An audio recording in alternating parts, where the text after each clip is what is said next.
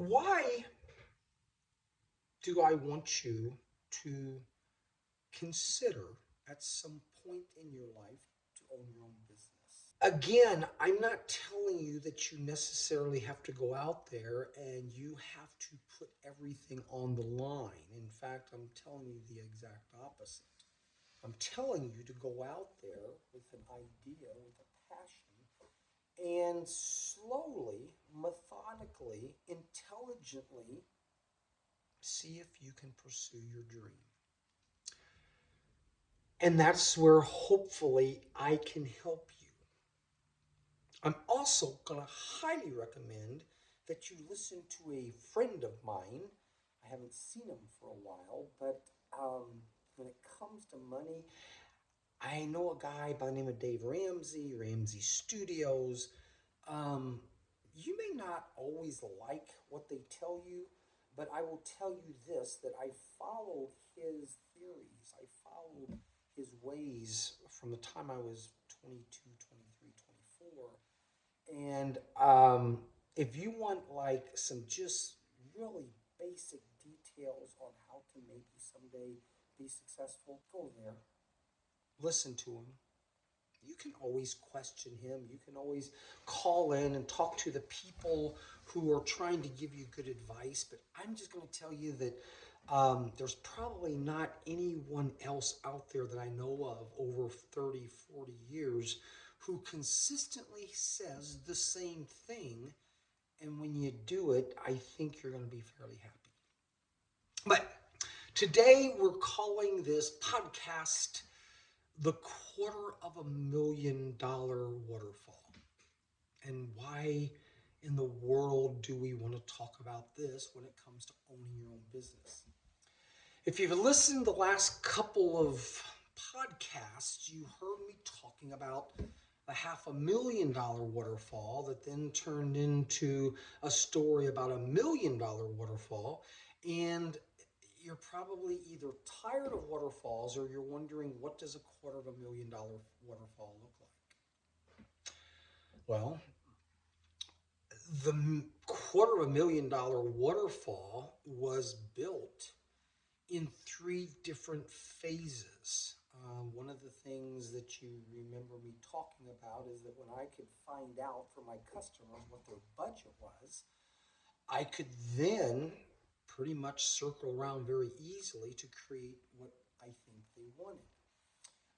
Today we're going to talk about waterfalls just flowing into a lake. All right. And we learned many years ago about this amazing pre-filtered pump station called a snorkel centipede by some amazing aquatic people up in St. Charles, Illinois, just west of Chicago. If you're ever going to work or consider putting a big waterfall into a lake, look up the snorkel centipede method. 25 years after I did this method, not once did my pumps ever struggle because of the amazing pre-filter that was there. However, if you're going to put in a $200,000 to $250,000 waterfall, my reason for putting it together was very simple. I wanted to be able to do a waterfall that if your budget was $90,000 and you were wanting to go, say, 200 feet out of a koi garden down to your lake, if you wanted to go 200,000, and if you wanted to go $250,000 or $300,000, we created a waterfall that had three different themes. The first section of the waterfall, coming right out of the koi garden, was humongous boulders, very large boulders, boulders that were almost a half a ton to a ton each. Okay, doesn't take much. A cubic yard of stone is about 3,000 pounds. But then we flowed that section into a second section that didn't have near as large a boulders, but still had primarily lined with weathered fieldstone boulders of fairly large size. We then took the third section closest to the lake before it jumped over a really pretty massive waterfall, and that we did more with smaller stone, a lot of field bed gravel, okay, a lot of cobblers, a lot of. So basically, if you said to me, John, hey, we've got a 220-foot distance from our house to the lake, and we would like this whole thing in a beautiful stream, blah, blah, blah, then I could give you two options or three options. Okay, great, yes, wonderful, but why are we talking about this today, and what's this have to do with my business someday? When you're owning your own business, you're going to have the opportunity to hire some amazing people. So today, that amazing guy I want to tell you about is Jerry Tipton. Jerry Tipton was a gentleman I heard about here in Evansville because everybody said this guy can build great waterfalls. To prove it, I went to Henderson, Kentucky, went to Deaconess Hospital, and saw exactly what everyone was talking about. Sure enough, Jerry Tipton had built the behind Deaconess Hospital, okay, in Henderson. If you get over there, you got to see this waterfall. Jerry Tipton built a large waterfall coming down 3 or 4 different tributaries, massive amounts of stone. And when I saw this thing running, I realized Jerry was the kind of guy that I wanted to hire, and I wanted him to build my waterfalls. So I don't know exactly how we worked it out, but Jerry worked for me for a number of years, and he was the best of the best. He was so much better than anybody else in the city of Evansville. And ultimately, Jerry finally found another job of his dreams where he became so good at understanding the type of pump you would need to say you wanted 50,000 gallons of water coming out of the very top of your waterfall that's got a vertical climb of maybe 25, 35, 45 feet, and it's 200 feet up, okay, or 200 feet long. Jerry was a master of figuring out what size pump you needed to be able to have 50,000 gallons coming out of the top. Okay, you would probably possibly need to start with something that's around 75,000 gallons, and after friction loss and a little bit of elevation. Okay. Jerry became a marvelous pump salesman for another company here in town after he and I parted company. But first thing I did when I hired Jerry was, hey, can you build me this waterfall at my house going into my lake so that as I talked to my customers and I determined what their budgets were, I could then take them to my house and they could look at this waterfall and decide what size waterfall and how much they wanted to spend going into their lake, our business's lake or whatever. Okay, here's the cool part. Because I owned my own business, because I was able to find stone at a amazing price, because I would go directly to the quarries where they were digging this stone out, because I knew a little bit about the EDPM rubber and this and that, and I had an amazing architect, so to speak. This backyard I keep talking about has a waterfall that's probably going to be priced somewhere between 200 and 250,000. But what was my cost for me to build a waterfall of that magnitude? I've always told you I was a little frugal, right? So by the time I paid Jerry and a few of my employees that worked with him, I think it took him maybe a couple weeks or something,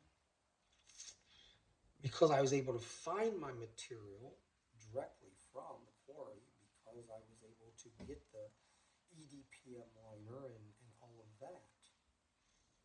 We not only were able to build this thing for about $25,000,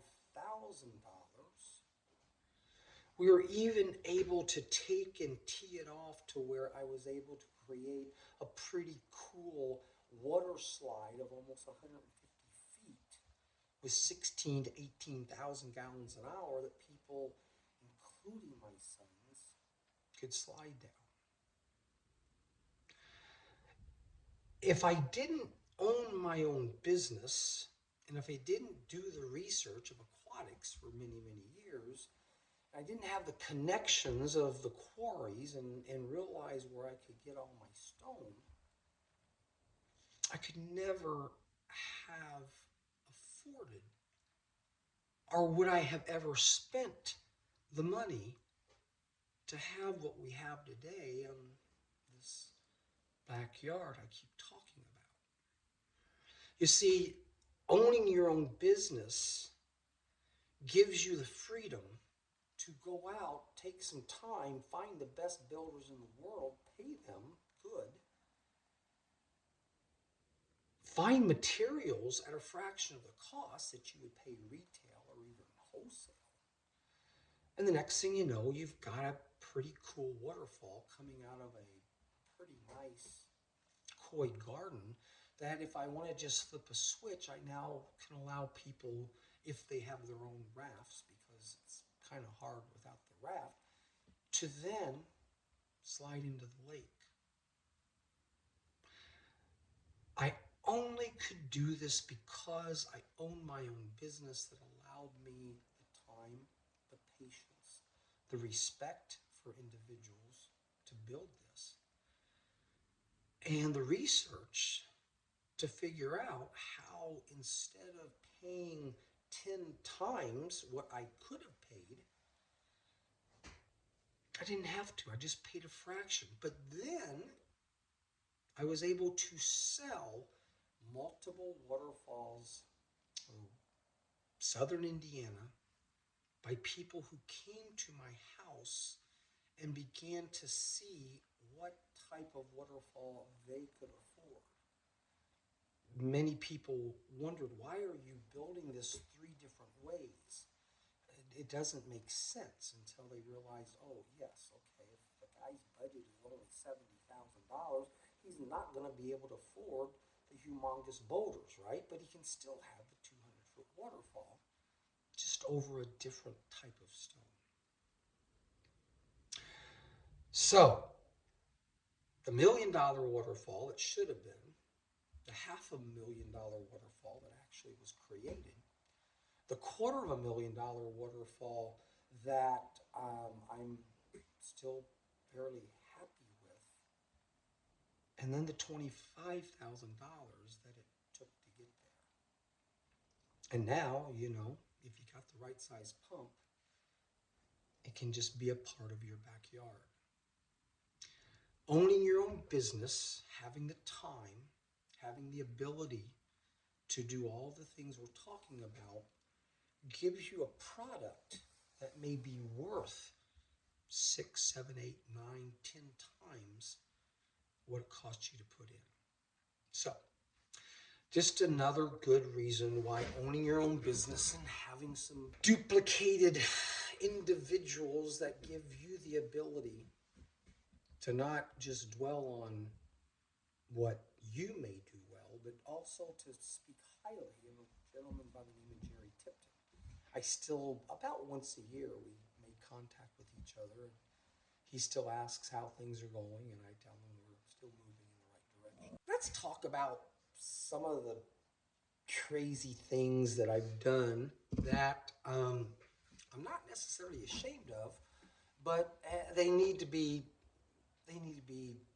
told so that those of you out there who think that owning your own business is always going to be easy and you're always going to have success. Let me tell you a story about a keyway. I wanted to build a lake. And a lake is just another form of aquatics, right? A lake really seems pretty simple. You just get a big old bulldozer.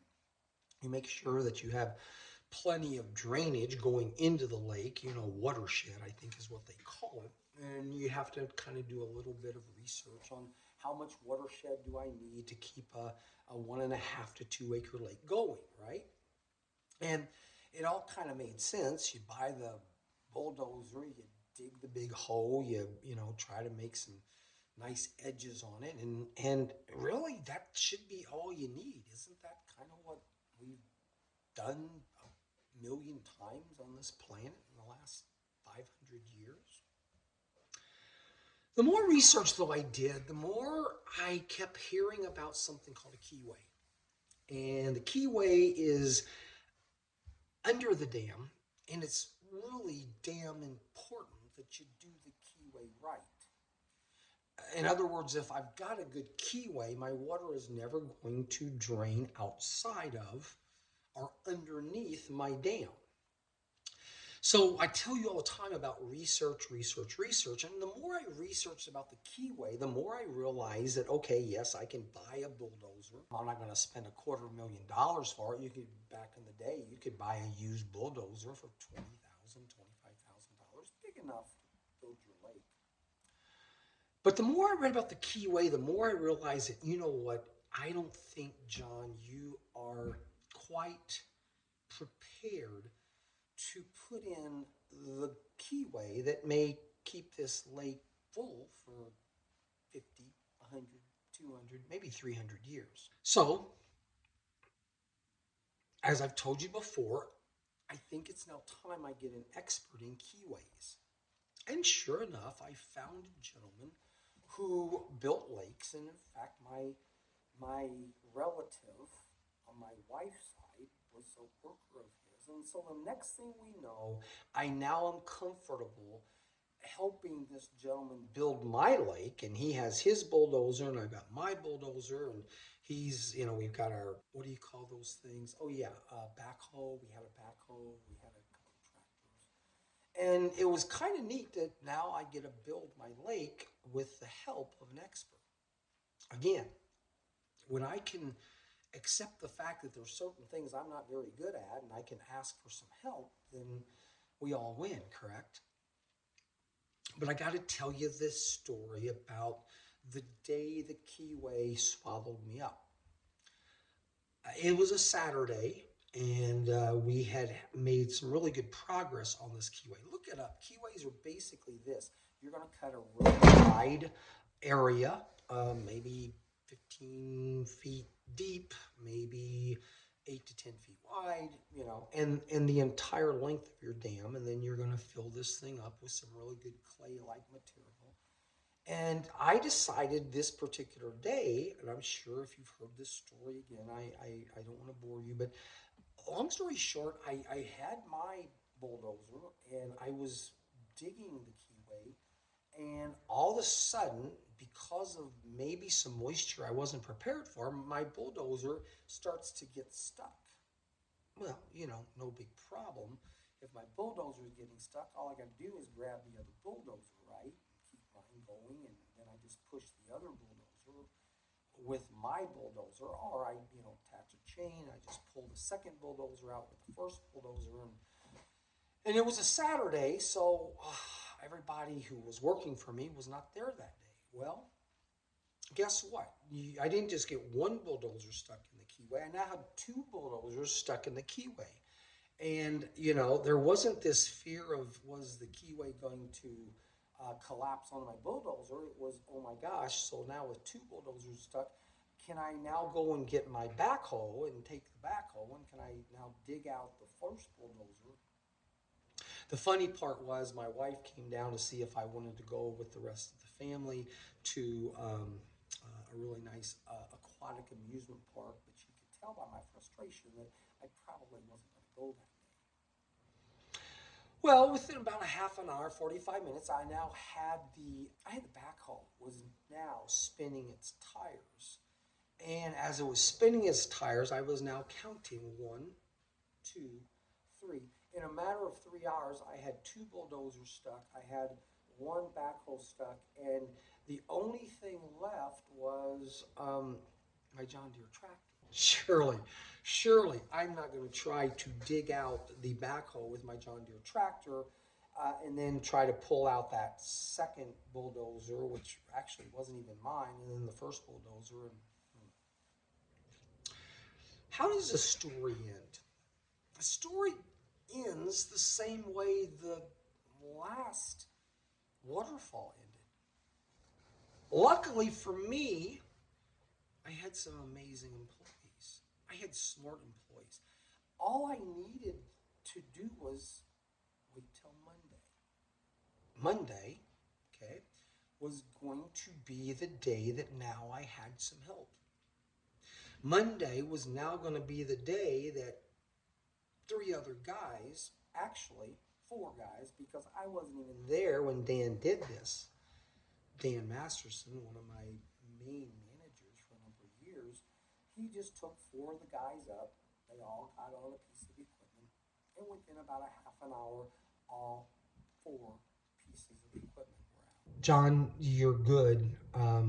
We'll go and start working on another project right now. Wow, you guys in a half an hour took care of what I in 3 hours pretty much developed the quagmire of the keyway. You're always going to make mistakes. You're always going to put yourself in a position, we'll call myself the turkey that day, whereby you have this incentive to try to get things done, but you don't realize how insignificant you are until you've got good people around you. Dan and three other guys showed me that as much as you may think you can do things by yourself, having good, competent people around you, not being afraid to call and say, hey, Dan, you want to hear an idiotic story about how I just put about, 20 to 25 tons of equipment into a keyway and they're all kind of there right now? I tell the story because, again, you're going to start a business, you're going to be your own boss, you're going to do your own thing, you're going to make mistakes. Hopefully, you're not going to make the mistake where, okay, yeah, what if the keyway would have all fallen down into, and now we had to dig out, 25 tons of equipment. Okay, no, it didn't go that bad, but I would be remiss if I didn't tell you time and time again that you're going to make mistakes. You are human. Don't be afraid to admit those mistakes. Don't be afraid to accept the fact that none of us are perfect. And yes, sometimes we like working alone, and sometimes we want to do the very best we can on our own. But then you realize how important it is to have friends and employees and people that can come and save your butt. So anyway, the story of the keyway.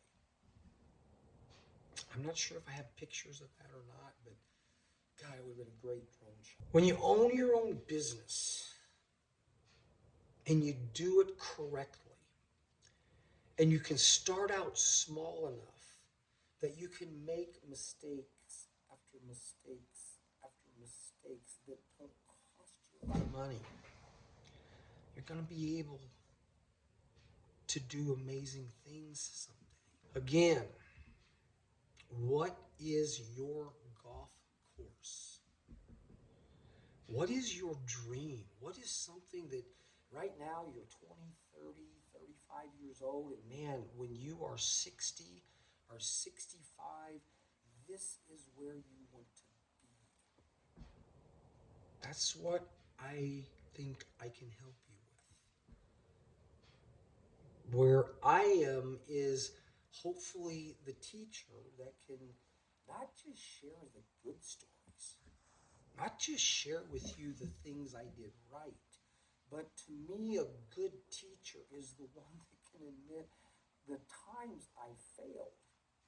I need to be as transparent on those as I was the times where I didn't fail. A good teacher, like a good coach, is going to be the person that reminds you through my own life story.